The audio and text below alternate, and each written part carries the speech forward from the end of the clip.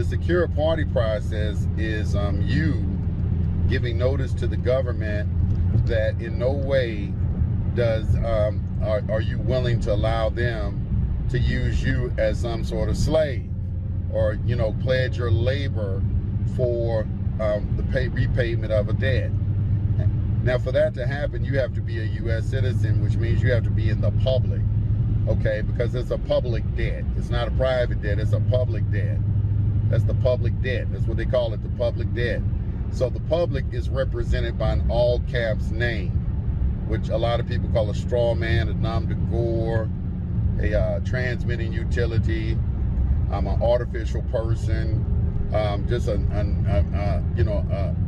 ens legis, a lot of different names that you'll see people call this all caps name. Now, people in the public, they like to put out that it's all some sort of conspiracy theory or stupid, when anybody at first, things begin to dawn on you. You'll say, okay, why are they writing my name in all caps on my utility bill? Why are they writing my name in all caps on the caption of the pleading when I go to court? Why are they writing my name in all caps on my driver's license, my social security card? Why is it on my credit cards? Why is my name in all caps? Well, that's to signify that that's the public representation of you. There's a public and a private.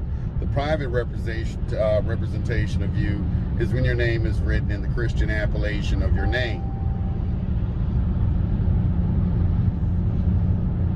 Is when you're writing the Christian appellation of your name. All right, so that is the private side. That's the private side. So you have a public and a private. So in the public, everything is bankrupt, and your straw man is in the public, so he is a debtor. Okay, he is the guarantor. He is the entity that's being used as a pass-through to take private credit in and draft it into the public for the repayment of the national debt.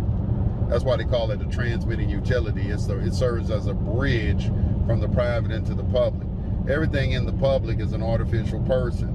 That's why everything has all caps. When you see your senators, they're talking, you look at their name tags, they're in all caps. Everything is in all caps because everything in the public is a person. Called a person. I remember I heard Justice Breyer in the Judicial Committee, the role of Supreme Court under the Constitution. He was, he's explaining to Dianne Feinstein, that women were persons and things like that. They have something that has the ability to have rights in the public, civil rights. It's an interesting concept, how they came up with this straw man.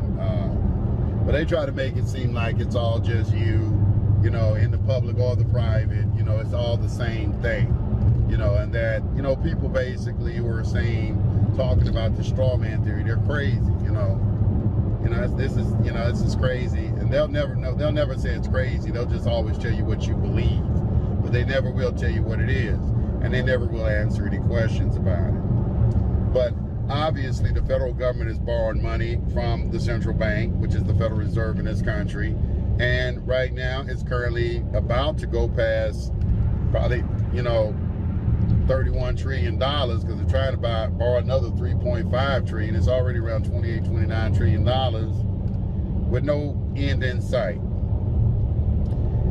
And what you are doing, you ought to know in the Bible it says a debtor is a slave, is beholden to the creditor. So what they're doing, they're enslaving the whole entire world through debt, through a fictitious debt. A made-up debt. They pulled it out of their ass, out of thin air. All right, so what the secure party process seeks to do, it seeks to give public notice that you have an interest in all of your property that is associated with that name in the public. All right, because that property is being utilized in the public under a presumption that you have given them carte blanche to do whatever they want to do with it. And no, you can't do whatever you want to do with it. I was just at give an example of what I'm talking about. I was just at LA Fitness, and I was removing someone off my account. And the lady was trying to tell me, well, no, sir, we can't remove that person off of that account. And so I said, what are you saying? I got to just keep paying for that person? He said, yeah. I said, look, let me talk to somebody else. I said, one thing I do know is you can't tell me how to spend my money or who to spend it on. And then she broke out later and said, well, you know, if you come back, I just don't have the stuff to do it right now. If you come back on Monday, I can do it. You know, people try to play you like that. You know, and your government is the same way. They're going to try to play you like that, try to play like there's nothing that you can do. You know, we're just going to use your property. And when I say property, your property, I mean your labor, your freedom, your name, anything that's representative of that in the public. We're just going to continue to use that property the way that we want to. And that, my friends, is some BS. No, they can't do that. So what the secure party process seeks to do, it seeks to give public notice that you have an interest in your property, and you list all your property on a collateral description, and you're naming your all caps name as the debtor because it's in the public, and you're naming you, the real living person, as the creditor. Okay, you are securing your interest in your property. This is why they call it a secured party. You become the secured party. There's an unsecured party, and then there's a secure party. A secure party has a contract, okay? There's a contract that you have, a security interest in the property that makes you secure. My position is secure. Now they call it a perfected security interest. Perfected meaning that you went through the necessary steps to give public notice of your interest in that property, which gives you first in line, first in time. Because we're talking about liens. Because in society today, money is created through liens. As I said earlier, I just said it in another way. I said interest in things. Another way of saying interest in things is liens. A lien gives you an interest in a thing. A lien gives you an interest in a thing. So they are always constantly trying to put liens against you. Here in Georgia, they just practically admitted OCGA 1711-1. They tell you straight up that when you are convicted of a crime, they put a lien on you. Well, this is what we are trying to stop. We're trying to stop them from putting lien against our property, informing them that we already have a lien against the property. So whatever lien that they come to put against your property is going to be secondary or junior to yours. And if they want the senior interest in the property, then they need to pay you off of what your interest is, which is usually about anywhere from $100 million on up. Okay, they got to pay you that money. That's how it works. Anybody know about liens? That's how it works. Now, when you read your security agreement, you're not refusing to honor them for the satisfaction of any obligation. They just need to come to you and talk to you and get your authorization for the clearance of that debt. So that's why you put your contact information on there so they can contact you, and you let them know, like, look, I have a security interest in this. I'm the creditor of that artificial entity, that all caps name, John Henry Doe. But look, I'm an honorable person. I'm solution oriented. Give me the presentment, and I will accept it for value and return it to you for full settlement and closure of this obligation using my private credit. Now, you may ask the question, well, what gives you value? Well, all human beings have value. No one can determine how much a human being is worth. There's a minimum value that can be associated to all human beings, but not a maximum value, because you don't know what human being, how things will turn for anybody on the planet at any given moment. I think there is a verse in the Bible said it only takes an instant for God to make you extremely wealthy. Only takes an instant. They don't know, who's the next wealthy person. Jeff Bezos is, seeking to become the first trillionaire. They don't know. You'll have no way to be able to gauge who's going to be what. So you could put a value on your labor. Workman is worthy of his hire. Okay, so they have to agree to whatever you say your labor is worth. Just like if somebody comes to me and they want a consultation, I'm going to tell them the value of the consultation. They're not going to tell me. Okay, so the same thing you're doing with the government. You tell the government what the value of labor is. You don't let them tell you. They give you the minimum value of what your labor is. All right, treat you like a slave. So in addition to this, so secure party, it is actually a banking technique where once you encumber all of your property, the next step is for you to know how to transfer that value of that property represented by a negotiable instrument. We prefer to use international bills of exchange or bills of exchange or something to that effect. Some people choose to use promissory notes. Promissory notes are two-party instruments. Bills of exchange are three-party instruments. The reason bills of exchanges are appropriate for processes like this is because they require presentment and a drawing against something. What they're drawing against is a bond that you have on file with the Treasury Department. And every time that you discharge anything, okay, like, you're gonna give notice of that fact, and you're going to deduct the amount of whatever you're discharged against that bond that you have on file with the Treasury Department. I'm running through this real quick, but secure party is for discharge of debt.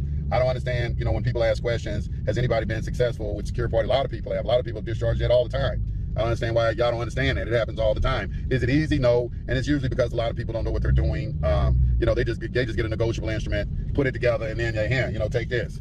And that's, the crux of the situation. That's, the majority of the problem is because people don't understand how to do it. But what I would suggest that you do is come on over to SPC University and join. You can join at the $59 level, $99 level. come and get 16 classes so, you know, you can see some real insight into this. The next thing I would urge people to do, get you a little pocket edition of Black's Law Dictionary. Like, you know, I was just talking about thing. Let me see if it's in here. You know, thing is a legal term. What is a thing? What is a thing? And oh, it might not be in here.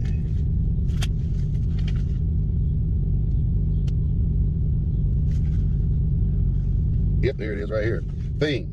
Sense 1, the subject matter of a right, whether it is a material object or not. Any subject matter of ownership within the sphere of proprietary or valuable rights. Things are divided into 3 categories. Well, number 1, things real or immovable, such as land and tenements. Number 2, and hereditaments. Number 2, things personal or movable, such as goods and chattels. And number 3, things having both real and personal characteristics, such as a title deed and a tenancy for a term. The civil law divides things into corporal and incorporeal. And these are, you know, keep one of these on you. So, you know, if you get, you know, in whatever situation that you're in, you know, you got access to, you know, some sort of reference material in your car, because you may need to, you know, just, hey, read a contract or something. Maybe you're somewhere and you're about to enter into a contract, and, you know, you got a quick reference to that. So keep one of those on. You get it off Amazon. But that's, you know, that is essentially, you know, an interest in a thing is what you're doing. You're using secured party to have a priority interest in property. I wish people would understand it's real simple. And people in the mortgage industry should understand it. You do title searches on property before you give a loan against it, to make sure that you have the first in line, first in time. That's all you're doing. And all of these people, it's just amazing to me. They talk about this process and they try to get the qualities that it never was really intended to have, and never has had, and that wasn't intended to have. You know, the status correction and all these different words that are thrown out about it, when it's just a way of doing business in a world where there is no money. That's what it is. Anyway, I'm about to go get me some vegetables.